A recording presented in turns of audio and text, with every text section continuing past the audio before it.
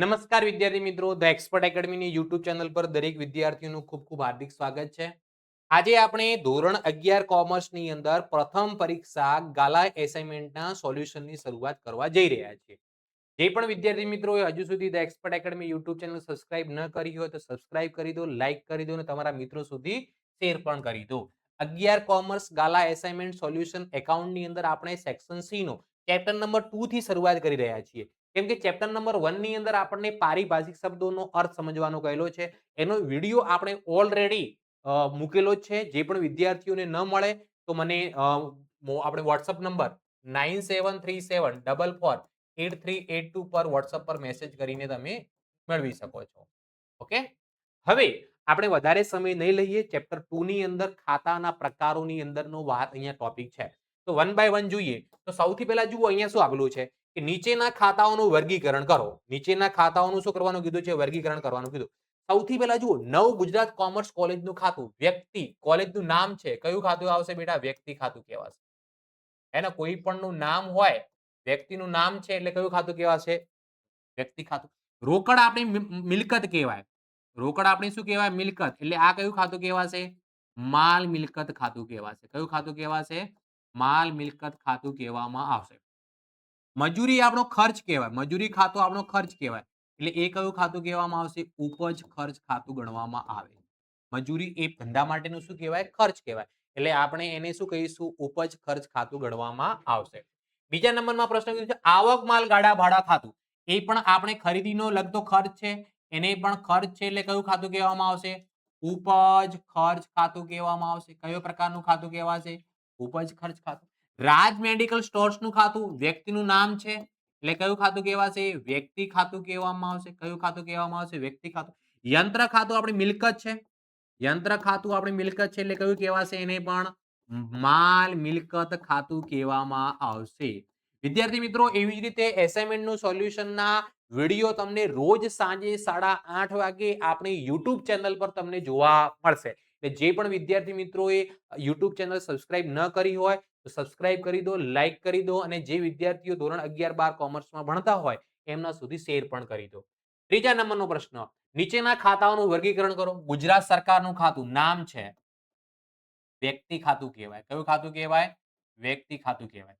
મળેલ કમિશન ખાતું આવક કહેવાય. આવક છે એટલે કયું ખાતું કહેવાશે? આપણું ઉપજ ખર્ચનું ખાતું કહેવામાં આવશે. મૂડી ખાતું, મૂડી માલિક આપે. મૂડી કોણ આપે? માલિક આપે. એટલે મૂડી ખાતું બી કયું ખાતું કહેવામાં આવે? વ્યક્તિ ખાતું કહેવામાં આવે. ધર્માદા ખાતું એ ખર્ચ કહેવાય. ધર્માદા ખાતું એ ખર્ચ કહેવાય. એટલે ઉપજ ખર્ચ ખાતું એને ગણવામાં આવે. એના પછી જમીન ખાતું, જમીન આપણી મિલકત છે. જમીન આપણી શું છે? મિલકત છે. એટલે એને માલ મિલકત ખાતું કહેવામાં આવશે. કયું ખાતું કહેવામાં આવશે? માલ મિલકત ખાતું. સ્ટેશનરી સ્ટોક, હવે જો સ્ટેશનરી ખર્ચ ખાતું હોય ને તો ઉપજ ખર્ચ ખાતું કહેવાય. પણ અહીંયા સ્ટેશનરીનો સ્ટોક છે. સ્ટોક આપણી મિલકત કહેવાય. એટલે સ્ટેશનરીનો સ્ટોક જે છે કયું ખાતું કહેવાશે? માલ મિલકત ખાતું કહેવાય. જો સ્ટેશનરી ખર્ચ ખાતું આપેલું હોત ને તો એને આપણે ઉપજ ખર્ચ ખાતું કહેવામાં આવત. ચલો, એના પછી આગળ વધીએ. પ્રશ્ન નંબર 4, ગાલખાત એ ધંધા માટે નુકસાન છે. ગાલખાત ધંધા માટે નુકસાન છે એટલે કયું ખાતું કહેવાશે? ઉપજ ખર્ચ ખાતું કહેવાય.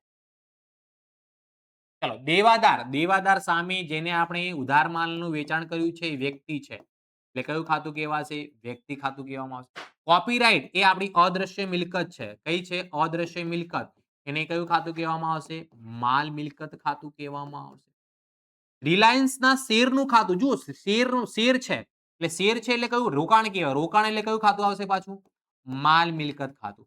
ખાલી રિલાયન્સ કંપનીનું ખાતું હોય તો વ્યક્તિ ખાતું કહેવાય. પણ રિલાયન્સ કંપનીના શેરનું ખાતું છે એટલે માલ મિલકત ખાતું.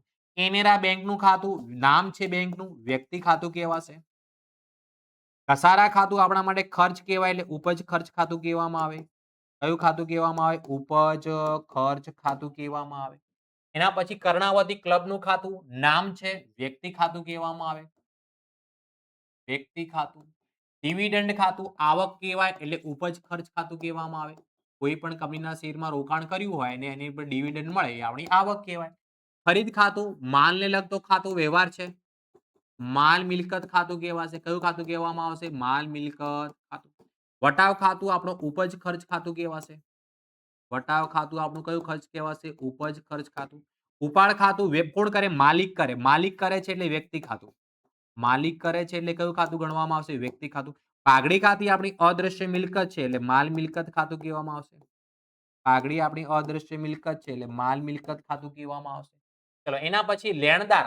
લેણદાર એટલે જે જોડેથી આપણે ઉધાર માલની ખરીદી કરી હોય એ વ્યક્તિ કહેવાય. એટલે એને કયું ખાતું કહેવામાં આવશે? વ્યક્તિ ખાતા તરીકે દર્શાવવામાં આવશે. એના પછી આપણને પગાર આપણો ખર્ચ કહેવાય. એટલે ઉપજ ખર્ચ ખાતું કહેવાશે. ઉપજ ખર્ચ ખાતું ગણવામાં આવશે. ફર્નિચર આપણી મિલકત કહેવાય. એટલે માલ મિલકત ખાતું કહેવાય. કયું ખાતું કહેવાય બેટા? માલ મિલકત ખાતું ગણવામાં આવે.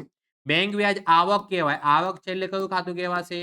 ઉપજ ખર્ચ પ્રકારનું ખાતું કહેવામાં આવે. પેટર્ન આપણી અદ્રશ્ય મિલકત છે એટલે શું કહેવામાં આવે એને?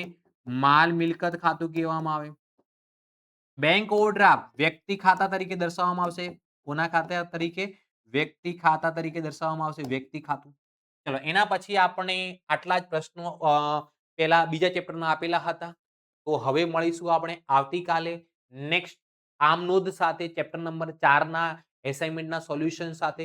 જે પણ વિદ્યાર્થી મિત્રોએ હજુ સુધી the expert academy YouTube channel subscribe ન કરી હોય તો સબસ્ક્રાઇબ કરી દો, લાઈક કરી દો અને તમારા મિત્રો સુધી શેર પણ કરી દો. જે પણ વિદ્યાર્થીઓ ધોરણ 11 કોમર્સના વોટ્સએપ ગ્રુપમાં જોઈન થવા માંગતા હોય નીચે ડિસ્ક્રિપ્શનની અંદર વોટ્સએપ ગ્રુપની લિંક આપેલી જ છે. Okay, thank you so much. Tata bye bye, C you.